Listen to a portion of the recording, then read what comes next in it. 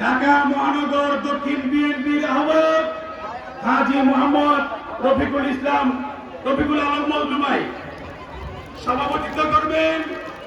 ঢাকা মহানগর দক্ষিণ বিএনপির সদস্য সচিব জনাব তানভীর আহমেদ রবিন ভাই। আজকে এই 31 দফা কর্মশালার এটা শুধু এখানে বসে শোনার কাজ নয়, এখানে বসে শুনতে হবে এবং কামরাঙ্গীরচরবাসী প্রত্যেকটা ঘরে ঘরে এই 31 দফার কাজ তাদেরকে বুঝিয়ে দিতে হবে যে আমাদের আগামীর রাষ্ট্রনায়ক জনাব তারেক রহমানের জনগণের প্রতি কতটুকু ভালোবাসা এবং দেশের প্রতি কতটুকু ভালোবাসা।